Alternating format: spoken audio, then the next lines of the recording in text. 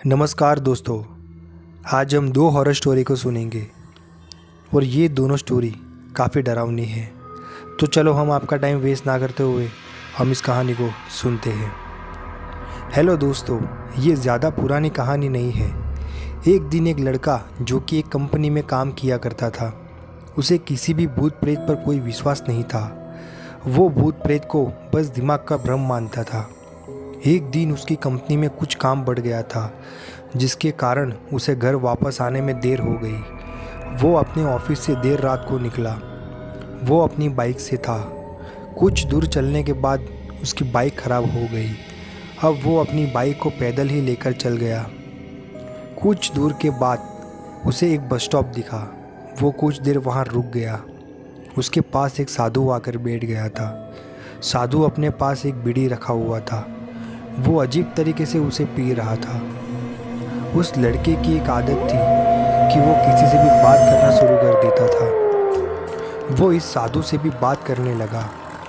बात ही बात में इस लड़के ने कहा, बाबा, मैं किसी भी भूत प्रेत को नहीं मानता हूँ, बस सब झूठी बातें हैं। साधु ने कहा, तुम भले ही भूत प्रेत को मानो या फिर ना मानो, लेकिन तुम ये न कहो कि भूत प्रेत नहीं होते हैं। ये सब कुछ होते हैं। इस पर उस लड़के को थोड़ी सी हंसी आ गई। उसने कहा, भूत होते हैं तो क्यों हमें नहीं दिखते हैं? क्या आप मुझे अभी कोई भूत दिखा सकते हैं? साधु को लग गया कि अब इसे ज़रूर ही भूत दिखाना होगा। साधु ने लड़के को शमशान घाट की ओर चलने को कहा। फिर क्या था, वो दोनों चल दिए। रास्ते में उस लड़के को थोड़ा डर लगने लगा, फिर भी वो अपने डर को कम करके आगे बढ़ने जा रहा था। कुछ देर के बाद वह शमशान घाट पहुंच गए। शमशान घाट में अभी कुछ लाशें जल रही थी। साधु ने उसको एक ऐसे स्थान पर बिठाया जहां कुछ समय पहले ही लाश जली थी। साधु ने जमीन में एक लोहे को कील की गाड़ दिया। उसमें एक सफ़ेद धागा बांध दिया। इस धागे का अंतिम डोर उस लड़के को पकड़ने को कहा। अब उस लड़के को हद से ज़्यादा डर लग रहा था। उसकी सांस तेज़ हो रही थी। इसके साथ ही उसके हाथ पैर भी कांप रहे थे। फिर भी उसने धागे को पकड़ लिया। साधु ने कुछ बतासा कुछ 4 जगह पर रख दिया। सारे बतासे उस धागे के पास ही एक लाइन में रखे हुए थे। उसके बाद साधु ने लड़के को सावधान किया, अभी कुछ आत्मा इसको खाने ही आएगी। जब तक वो इसको खाकर चले ना जाए, तब तक तुम अपने हाथ के धागे को मत छोड़ना। यदि तुम ऐसा करते हो तो तुम्हें नुकसान हो सकता है। फिर साधु से मंत्र पढ़ना शुरू कर दिया। कुछ मंत्र पढ़ने के बाद साधु ने उस लड़के को आंख बंद करने को कहा। फिर कुछ देर के बाद ही आंख खोलने को कहा। जब उस लड़के ने आंख खोला तो वो जो देख रहा था उसे उसके ऊपर विश्वास ही नहीं हो रहा था। वास्तव में वहाँ 4 आत्मा थी जो कि बतासे को खा रही थी। लेकिन जब उसने यह देखा कि उसके पड़ोस में रहने वाले व्यक्ति की आत्मा भी वहाँ है, जो कि कुछ दिन पहले ही मर गए थे, तो उसके हाथ से धागा छूट गया। अब वहाँ पर वह साधु भी नहीं था। वह लड़का तेज़ी से शमशान घाट से अपने घर की ओर भागने लगा। जब वह अपने घर की ओर जा रहा था तो उसे पीछे से कोई उसका नाम लेकर बुला रहा था। उसके पीछे से कई तरह की आवाज़ें आ रही थी। उस लड़के ने पीछे मुड़कर नहीं देखा। अपने घर जाने के बाद उसने यह सब कुछ अपने माता पिता से बताया। फिर वो अपने कमरे में सो गया। अगले दिन आँख उसी शमशान घाट में खुली और उस स्थान पर जहाँ पर उसने आत्मा को देखा हुआ था। इसके बाद वह दिमागी तौर पर बीमार रहने लगा और ये लड़का उस दिन के बाद भूत प्रेत पर विश्वास करने लगा। तो दोस्तों, ये भूत प्रेत होते हैं या नहीं होते हैं, पर हमें इसको कभी भी किसी को चैलेंज नहीं करना चाहिए। तो चलो हम दूसरी कहानी पे आते हैं।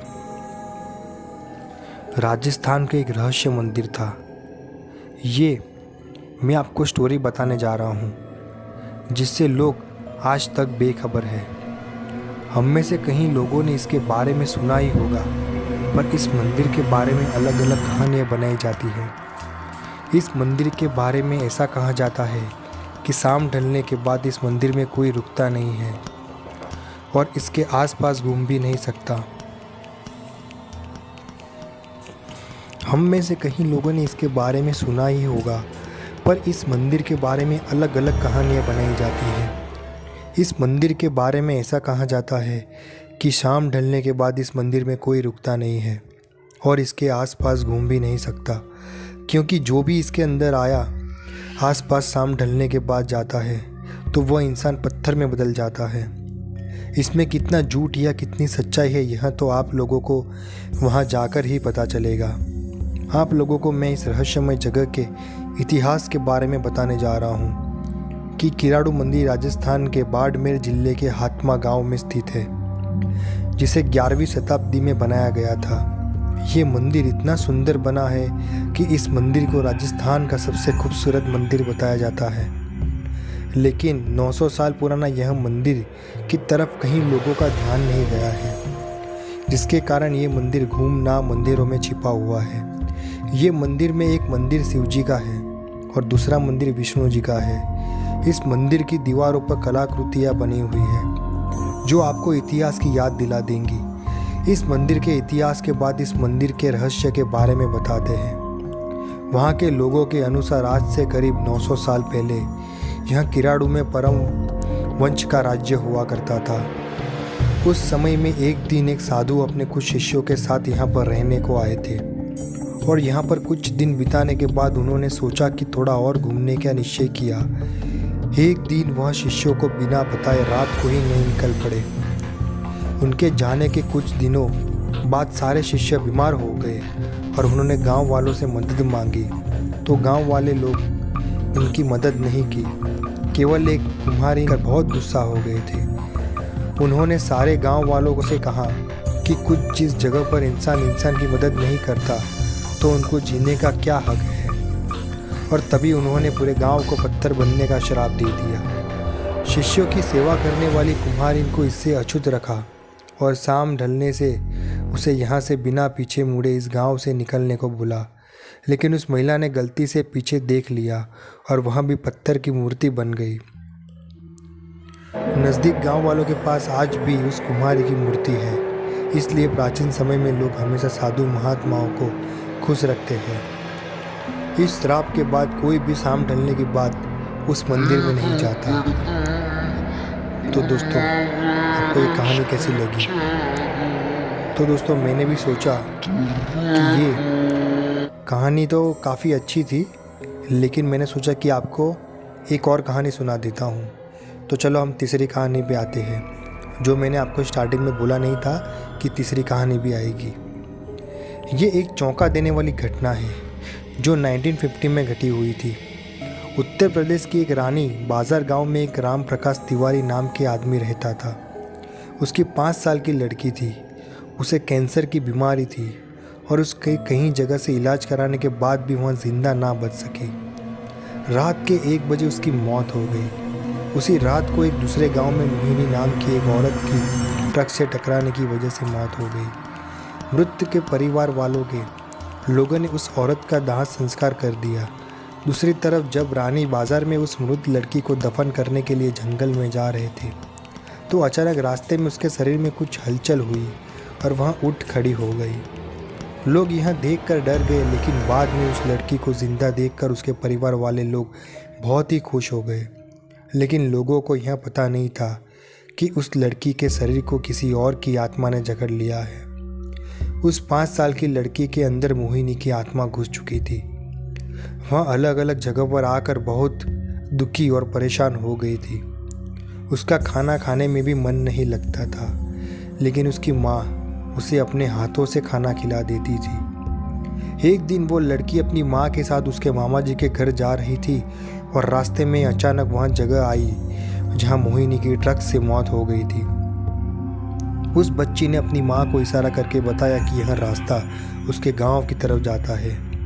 उसकी माँ ने उसकी बातों को अनसुना कर दिया और अपनी मामा जी के घर पहुँच गई। उसके मामा जी के घर के पास मोहिनी के गांव की एक औरत सिमरन किसी काम से आई हुई थी। मोहिनी की आत्मा ने उसको पहचान कर उसको आवाज़ देने लगी। सिमरन को लड़की के मुंह से अपना नाम सुनकर आश्चर्य हुआ। सिमरन के पूछने पर उस लड़की ने उसको अपनी पूरी घटना बता दी और बोली कि मेरी मौत से पहले ही मेरे घर वालों ने मुझे जला दिया और इस बच्ची की खाली शरीर को देखकर इसमें रहने लगी। जब सिमरन ने यह बात सुनी तो उसने अपने गांव जाकर सारे गांव वाले लोगों को यह बात बता दी और उसका पूरा परिवार मोहिनी से मिलने आ गया।